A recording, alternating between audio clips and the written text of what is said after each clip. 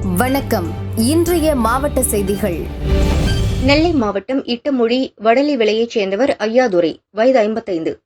இவரது மகள் Madhumitha AV Joseph அரசு மேல்நிலைப் பள்ளியில் +2 படிக்கிறார். ஐயாதுரை புற்றுநோய்க்கு சிகிச்சை பெற்று வந்த நிலையில் இன்று இறந்தார். ஐயாதுரையின் மகள் மதுமிதாவிற்கு இன்று +2 கணித பாடத்தில் பொதுத் தேர்வு நடைபெறுகிறது. தந்தை இறந்த நிலையிலும் தந்தையின் உடலை வணங்கிவிட்டு மாணவி மதுமிதா பள்ளிக்கு சென்று தேர்வு எழுதினார். தந்தை இறந்த சோகத்திலும் லட்சியத்துடன் தேர்வு எழுதிய மாணவியை பலரும் பாராட்டினர்.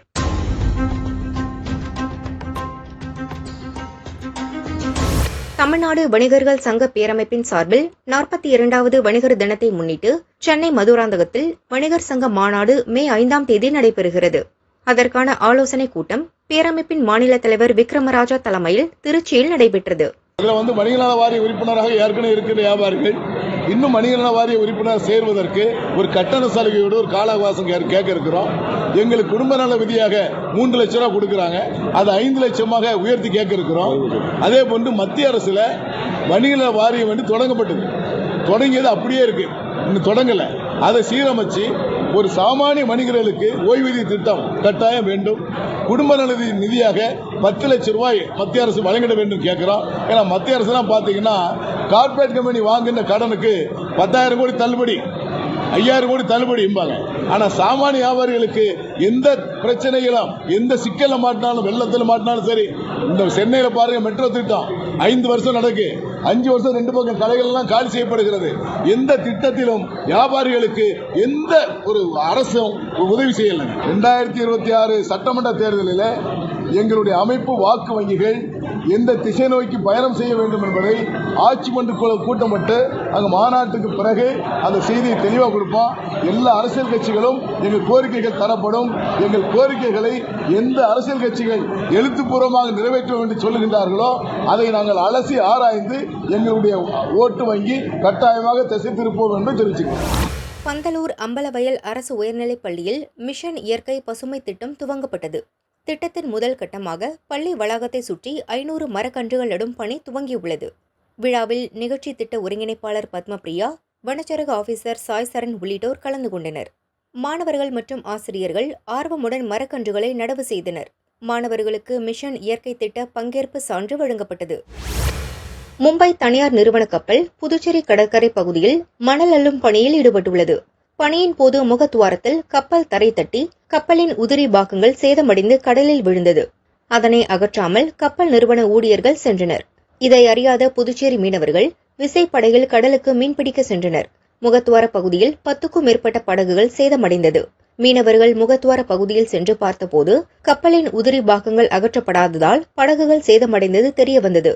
ஆத்திரமடைந்த புதுச்சேரி மீனவர்கள் மும்பை கப்பல் நிறுவன உரிமையாளரை கண்டித்தும் சேதமடைந்த படகுகளுக்கு இழப்பீடு வழங்க வலியுறுத்தியும் வேலை நிறுத்தத்தில் ஈடுபட்டுள்ளனர். 300க்கும் மேற்பட்ட படகுகள் தேங்காய்திட்டு துறைமுகத்தில் மீன்பிடிக்க செல்லாமல் நிறுத்தப்பட்டுள்ளது. கப்பலின் உடைந்த உதிரி பாகங்களை உடனே அகற்ற வேண்டும் என்றும் சேதமடைந்த படகுகளுக்கு இழப்பீடு தொகை வழங்க வேண்டும் என்றும் மீனவர்கள் வலியுறுத்தி வருகின்றனர். போன மாசம் 27ஆம் தேதி நம்ம உப்பளம் துறைமுகத்திலிருந்து ஒரு மணல் எடுக்கும் பாஜி வெளியே போயிருக்காங்க. அந்த பாஜி தரை தட்டி ஒரு 4 மணி நேரம் அந்த தரையில பாதிக்கப்பட்டு இருந்து அந்த பாஜில இருந்து 2 இரும்பு பல டன் உள்ள 2 பிளேட்டு கீழே விழுந்திருக்குது.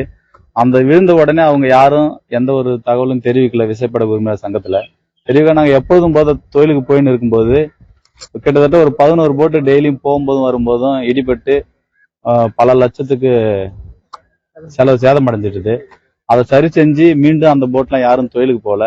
இது என்னதான் பிரச்சனைன்னு சொல்லிட்டு நாங்களும் முயற்சி செஞ்சு எடுக்க பார்த்தோம். அது எதுவும் தெரியல.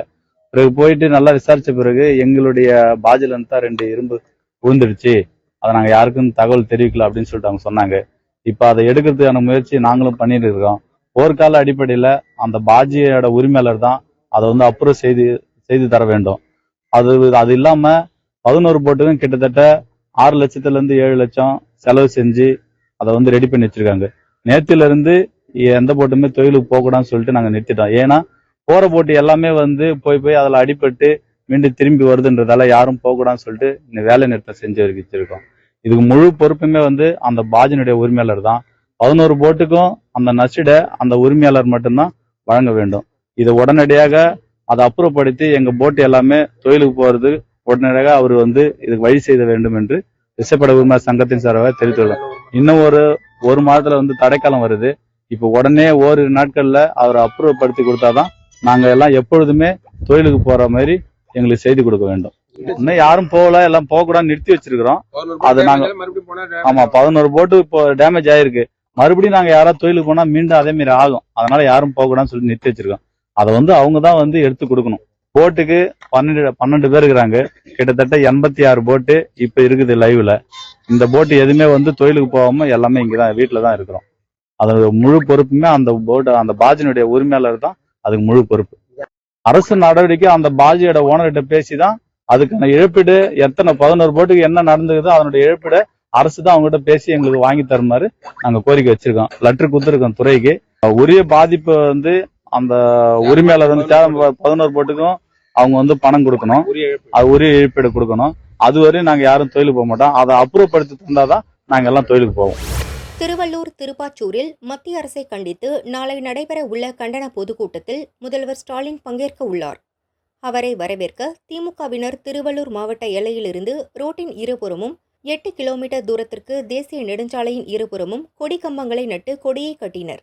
கலெக்டர் அலுவலகத்திலிருந்து திருப்பாச்சூர் வரை 25 அடி உயரமுள்ள 5 ராட்சத பேனர்கள் வீல் சக்கரம் பொருத்தப்பட்டு போதிய பாதுகாப்பு இல்லாமல் அப்படியே தள்ளி செல்வது போல் அந்த பேனர் அமைத்திருந்தனர். லேசான காற்று அடித்தாலும் விழக்கூடிய நிலையில் போதிய பாதுகாப்பு இல்லாமல் அப்படியே நிறுத்திவிட்டு சென்றனர். திடீரென காற்றுடன் மழை பெய்ததால் ராட்சத பேனர்கள் கவிழ்ந்தது. கலெக்டர் அலுவலக வாசலில் வைத்திருந்த பேனர் கவிழ்ந்ததில் பள்ளி மாணவ மாணவிகளை ஏற்றி வந்த ஆட்டோ மீது ராட்சத பேனர் விழுந்தது. ஆட்டோவில் இருந்த குழந்தைகள் பயத்தில் அதிர்ச்சி அடைந்தனர். மாணவ மாணவிகள் நூலிழையில் காயமின்றி தப்பினர்.